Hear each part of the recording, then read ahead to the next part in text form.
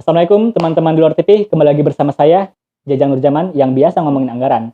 Teman-teman, untuk cek budget kali ini kita akan membicarakan soal anggota legislatif atau DPR RI.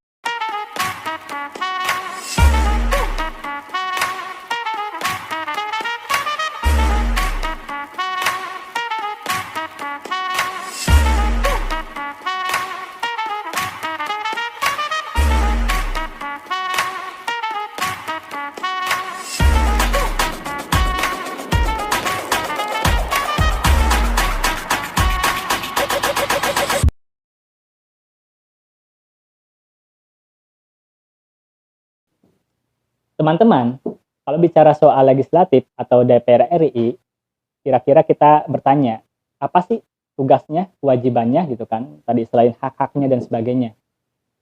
Jawabannya teman-teman, salah satu tugas dari legislatif atau anggota DPR RI yaitu legislasi, pembuatan undang-undang, pembuatan regulasi atau aturan.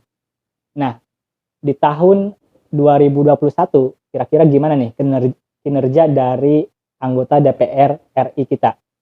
Teman-teman, kalau kita ingin tahu terkait dengan legislasi atau peraturan undang-undang, biasanya setiap periode, misalnya di tahun 2019 sampai nanti 2024, dari pihak pemerintah dan DPR RI sudah menetapkan program legislasi nasional.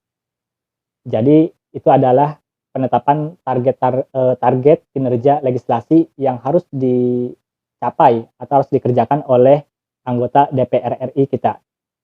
Kalau kita lihat teman-teman, ada program legislasi nasional yang ditetapkan oleh DPR RI antara tahun 2020 sampai 2024, itu tercatat sekitar 215 regulasi aturan. Nah, persoalannya teman-teman, ternyata yang baru tercapai itu hanya sekitar 5 doang yang udah selesai. Jadi masih banyak itu.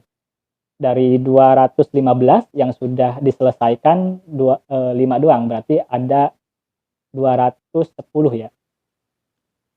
Lalu ada juga nih tahapan-tahapannya, misalnya yang terdaftar itu sekitar 215, dan di sini tercatat yang baru mencapai tahapan penyusunan hanya baru 7, kemudian juga ada tahapan harmonisasi, baru tercapai 4 doang, kemudian ada penetapan usul, ada 3, kemudian juga ada yang sudah masuk tingkat pembahasan sekitar 15, dan keputusan tidak ada teman-teman.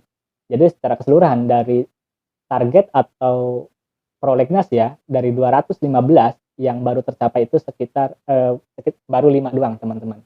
Apa saja? Yang pertama terkait dengan pertambangan mineral dan batu bara. Kemudian yang kedua yang sudah disahkan oleh DPR RI terkait dengan otonomi khusus bagi Provinsi Papua. Kemudian ada juga tentang bea materai. Kemudian juga ada tentang ketentuan umum dan tata cara perpajakan, dan yang terakhir tentang undang-undang cipta lapangan kerja atau Omnibus Law.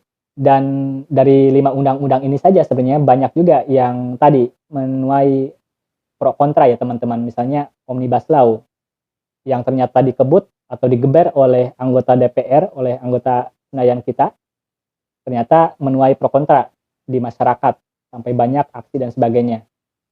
Di sisi lain, tentang dengan penetapan aturan baru soal bea materai ya, yang tadinya materai itu 6.000, kemudian sekarang 10.000, itu juga banyak dikritik oleh masyarakat. Jadi teman-teman, padahal banyak sekali nih aturan yang masuk program legislasi nasional sampai 215, tapi yang sudah disahkan, yang buru-buru dikejar, ternyata undang-undang yang menjadi pro kontra. Ada juga teman-teman, selain dengan prolegnas yang mencapai 215, ada juga program legislasi nasional khusus atau yang benar-benar diprioritaskan. Yang baru tercapai teman-teman dari program legislasi nasional khusus atau prioritas, kalau tidak salah ada sekitar 37 yang baru dibuat, hanya sekitar 4 doang teman-teman. Jadi secara keseluruhan dari kinerja anggota DPR RI kita atau dari legislatif ternyata tidak beda jauh dengan kinerja pemerintah di tingkat eksekutif.